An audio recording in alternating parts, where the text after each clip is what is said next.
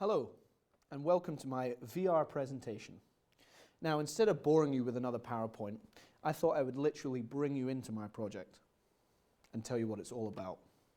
In this video, I'm going to talk about 4 things: how a VR video is made, the purpose of the project itself. I'm going to get a little bit more technical about the equipment I've used, and then talk about the theoretical underpinnings of the project. So first of all, I want to talk about how a VR video is made. There are 3 elements that make a VR video possible: the GoPro camera rig, the Sennheiser VR microphone, and the post-production software by Collar. With these, you can create a fully immersible 360-degree video like you're seeing today. You can find a much more comprehensive review of each of these elements either on YouTube or on their dedicated websites. So once you've curated your video, it can be viewed on in multiple different ways. The first is on YouTube through the Google Chrome browser, on any smartphone device, and on a VR headset like the ones I've chosen for you today. I believe these are more realistic when viewing a VR video. Okay, so what's the purpose of the video? Well, after some research, I've discovered that although there are loads of VR videos out there related to music, many of them are just visual aids to a band playing their new song and them trying to keep up with the trend of new technology. I wanted to create something that had never been done before. I wanted to compose the music around the location of where the VR video has been recorded. This way, the listener is fully immersed in the composition and the project itself. I've chosen a few locations so far, and once filmed, I will choose which one suits the project best and write the music for it. This project will explore new possibilities when connecting VR and music, and will also help me explore new technology, therefore developing my portfolio for a future career in the creative industries. So let's get a little bit more technical. First, let's talk about the GoPro Rig itself. Now, the rig consists of 6 cameras that are connected in a cube-like casing, with each camera on the face of the cube, and the threads to mount the cube are in the corners. This means that there is a camera filming at a 45-degree angle in every direction.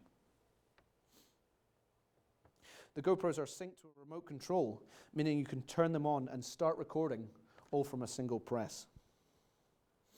Each camera is set to film at 1440 and at 80 frames per second, and it is essential that all 6 cameras are at the same setting so that in post-production you can stitch them successfully.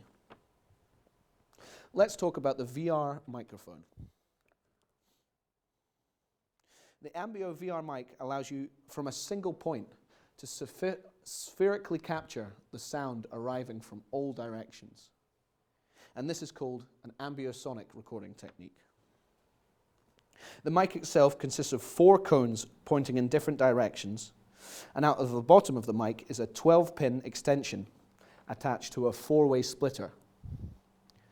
These 4 inputs then go into your field recorder, and I have chosen a Zoom F8.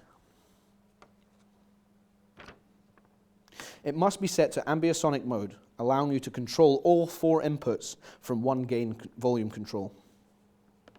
Now, there are a few important things you must remember when recording with this microphone. One, that it is pointing in the right direction so that it syncs up with the video in post-production. And 2, that the 4 inputs you're using must be in the correct inputs into the Zoom, again, so it syncs correctly in post-production. So, let's talk about mixing.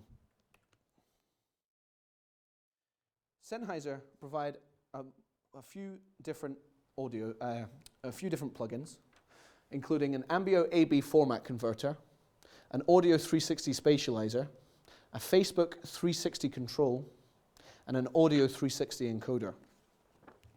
These different plugins help to curate the file format that you're looking for and successfully decode a 360 video. Now to stitch and edit the video together, I've been using Autopano by Kohler. They have recently partnered with GoPro, and this smoothens the post-production process when using the GoPro Rig. The software recognizes similarities in the multiple images and links them together to create one large image. This can be useful for both panoramic photos or videos. There are many features that the software includes, including color correction, real-time editing, and overlap masking. And the software can recognize up to 400 inputs and 7 output formats.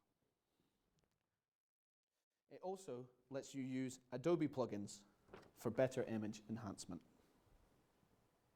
Now to talk about the theoretical underpinnings of the project. First of all, I'd like to talk about my loss of identity as a musician. Before I came to university, I was heavily involved in the shows and concerts in high school, participating in a multitude of groups, even dedicating my break and my lunch to practice. Now that I'm at university, I've been preoccupied by the workload and lost my drive to practice and make music. I want to use this project to change that and bring music back into my life. While I'm at university, I've been leaning heavily towards sound engineering and really enjoyed learning about the technical side of music. I've been looking for ways to broaden my horizons and take a change in musical direction. And I want to do that towards composition. I've written a few songs in first year, but nothing since. And I think having a number of skills such as performance, sound engineering, and composing would benefit my portfolio and just be great skills to have for a future career in the creative industries. While at university, I have always loved being creative. If I was playing around with my dad's old video camera, learning the drums, drawing, or even picking up a new instrument like the violin, I'm always looking for the next best thing. And I came across VR 360 videos. I knew the store had equipment, so I thought I'd use it for my project and implement it in that way. I knew this would boost my confidence with using technical equipment, and most importantly, it would boost my confidence as a musician and a composer while adding to my creative portfolio. Now, the idea of this video was to show you firsthand what my project was all about, and hopefully I've covered a few of the questions that arose after handing in my abstract. I hope this has given you a taster of what's to come. Thanks for listening.